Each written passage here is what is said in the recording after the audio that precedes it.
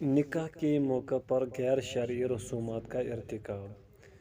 ذیل میں چند ان غیر شرعی رسومات کا اجمالاً ذکر کیا جا رہا ہے جو اس وقت اکثر و بیشتر معاشرے میں نکاح کے موقع پر مروج ہیں۔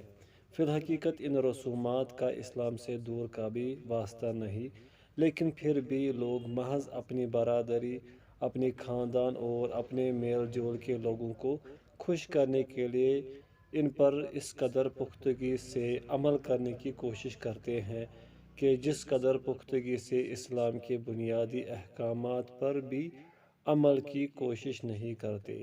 ایسے حضرات کو رسول اللہ صلی اللہ علیہ وسلم کا یہ فرمان یاد رکھنا چاہیے: جس شخص نے لوگوں کی ناراضگی مول لے کر اللہ تعالیٰ کو راضی کیا، اللہ تعالیٰ اسے لوگوں کی ضرورت سے کافی ہو جائیں گے، اور جس شخص نے اللہ تعالیٰ کی ناراضگی مول لے کر لوگوں کو راضی کیا، اللہ تعالیٰ اسے لوگوں کے ہی سپرد کر دیں گے، پھر خود اس کی مدد نہیں کریں گے۔ یہ روایت صحیح ہے۔ ایک دوسری روایت میں ہے کہ رسول اللہ صلی اللہ علیہ وسلم نے فرمایا: جس نے لوگوں کو ناراض کر کے اللہ کو خوش کیا، اللہ تعالیٰ اس سے راضی ہو گئے اور لوگوں کو بھی اس سے راضی کر دیں گے، اور جس نے اللہ کو ناراض کر کے لوگوں کو خوش کیا، اللہ تعالیٰ تو اس پر ناراض ہو ہی گئے اور لوگوں کو بھی اس پر ناراض کر دیں گے۔ یہ روایت صحیح ہے۔ جب لوگ کسی حال میں بھی خوش نہیں ہوتے تو صرف اللہ تعالیٰ کو ہی خوش کرنے کی کوشش کرنی چاہیے، تاکہ انسان دنیا و آخرت میں اللہ تعالیٰ کی خاص فضل و کرم اور نصرت و تائید کو حاصل کر سکے۔ دور حاضر میں شادی بیاہ کے موقع پر مروج چند غیر شرعی رسومات یہ ہیں: منگنی کی رسم یوں ادا کرنا کہ اس میں ناچ گانا، غیر محرم مرد و زن کی مخلوط مجالس، لڑکے اور لڑکی کا ایک دوسرے کو سونے کی انگوٹھیاں پہنانا وغیرہ جیسے غیر شرعی کام شامل ہوں۔ ماں یوں بٹھانے کی رسم ادا کرنا۔ منگنی کی طرح تیل مہندی کی رسم میں بھی ناچ گانا اور دیگر حرام کاموں کا ارتکاب کرنا۔ لڑکے اور لڑکی کو گانا باندھنا۔ صحرا بندی کی رسم ادا کرنا اور دولہے کو ہار پہنانا۔ دولہا اور دلہن کو سلامیاں دینا۔ ضابطے روپے یا 32.5 حق مہر مقرر کرنا۔ بارات میں لوگوں کی کثیر تعداد فوج لے کر جانا۔ بارات کے ساتھ بینڈ باجے والے لے کر جانا۔ ناچ گانے کے لیے موسیقاروں اور کنجروں کا خصوصی اہتمام کرنا۔ آتش بازی کر کے ہزاروں لاکھوں روپے ضائع کرنا۔ پیسے لوٹانا۔ لڑکے والوں کا لڑکی والوں کے گھر بید اور ورا لے کر جانا۔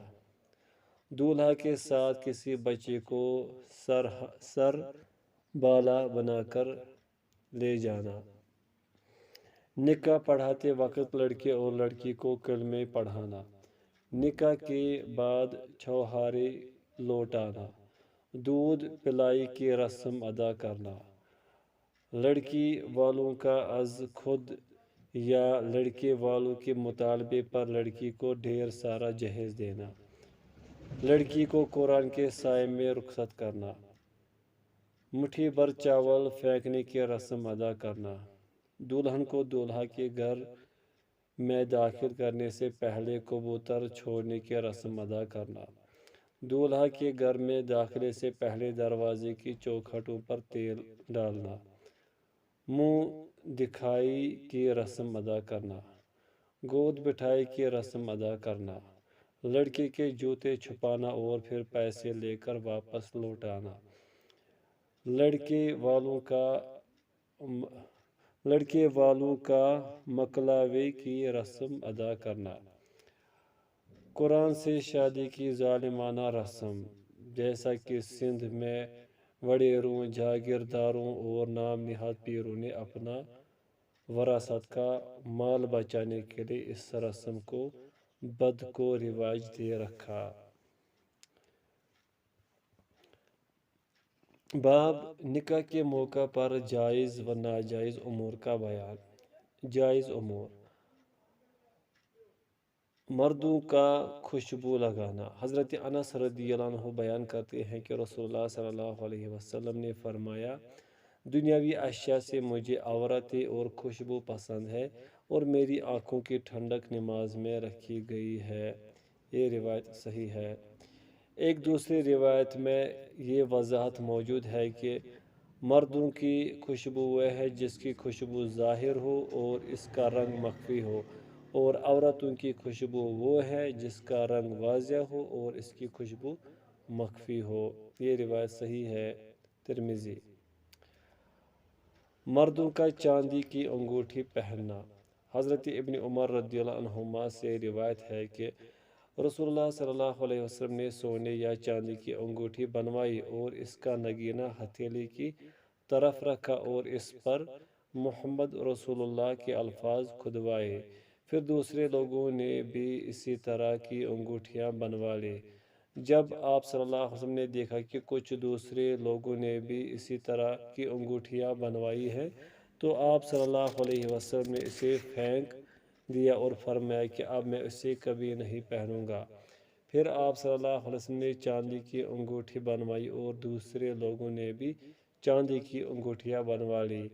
حضرت ابن عمر رضی اللہ عنہما بیان کرتے ہیں کہ آپ صلی اللہ علیہ وسلم کے بعد اس انگوٹھی کو حضرت ابوبکر رضی اللہ عنہ نے پہنا، پھر حضرت عمر رضی اللہ عنہ نے، اور پھر حضرت عثمان رضی اللہ عنہ نے پہنا۔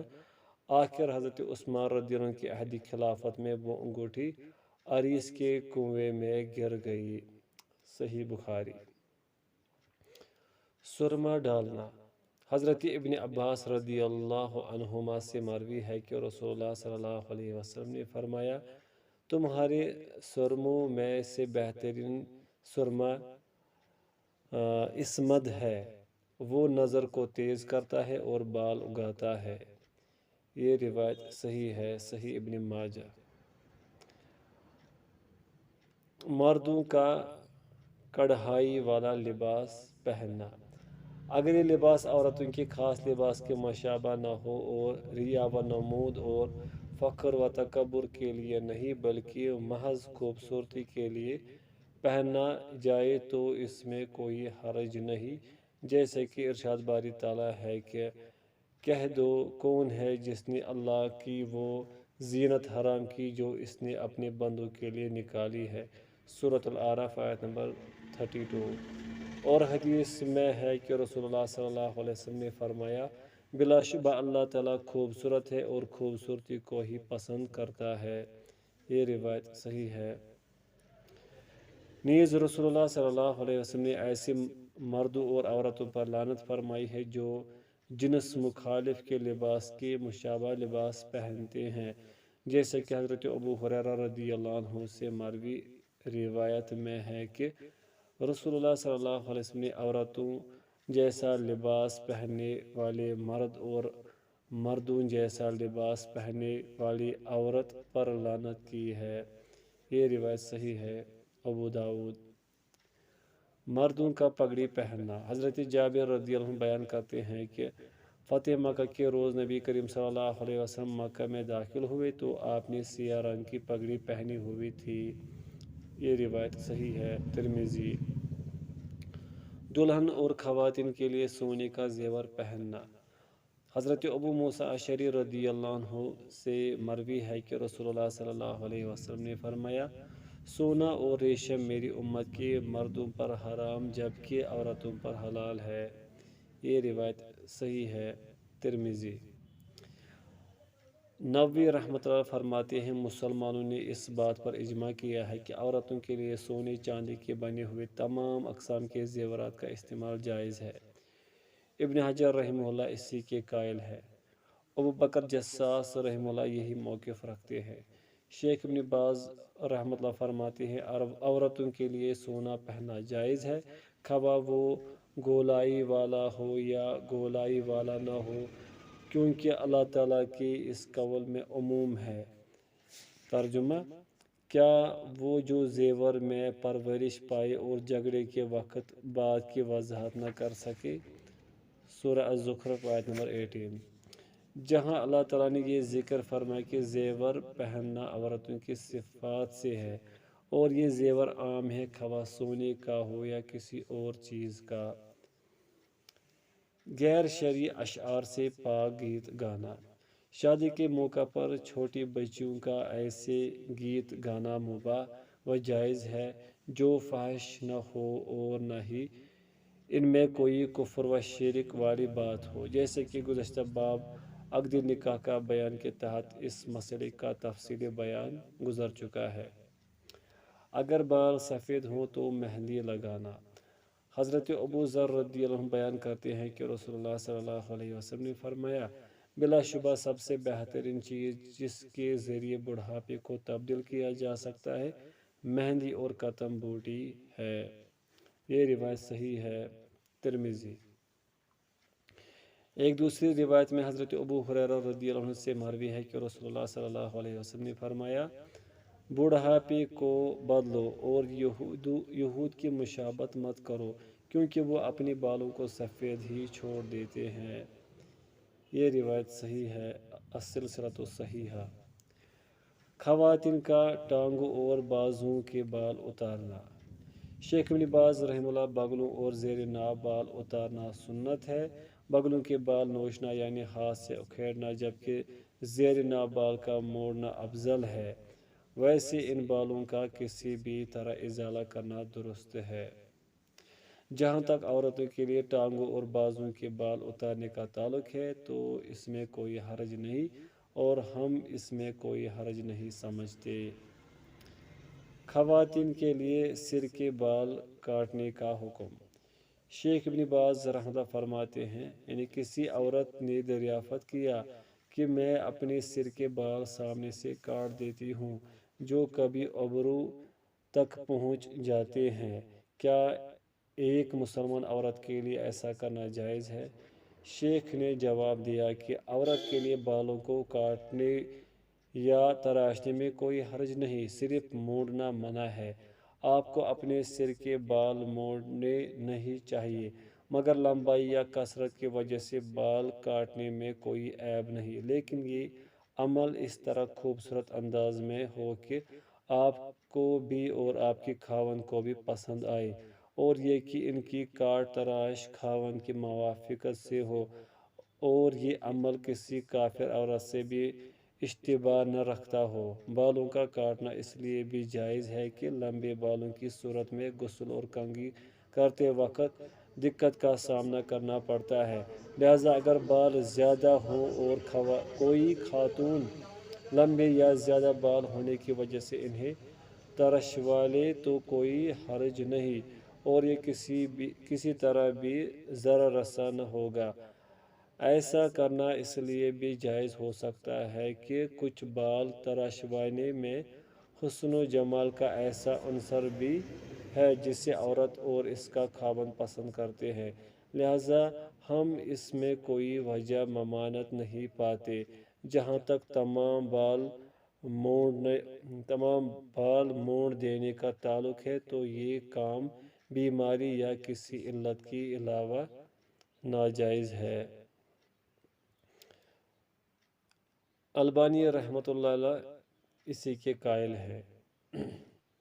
خواتین کا چہرے کے داغ دھبے دور کرنا: شیخ عثیمین رحمۃ اللہ علیہ، کسی عورت نے دریافت کیا کہ میری بعض سہیلیاں چہرے کے داغ دھبے اور چھائیاں دور کرنے کے لیے شہد، دودھ اور انڈے استعمال کرتی ہیں، کیا ان کے لیے یہ جائز ہے؟ شیخ نے جواب دیا، یہ بات طے شدہ ہے کہ یہ چیزیں اس خوراک کا حصہ ہے جنہیں اللہ رب العزت نے جسم کی غذا کے طور پر پیدا فرمایا ہے۔ اگر انسان کو کسی مقصد مثلاً علاج وغیرہ کے لیے ان کے استعمال کی ضرورت پیش آئے تو وہ نجس نہیں ہے، ان کے استعمال میں کوئی حرج نہیں۔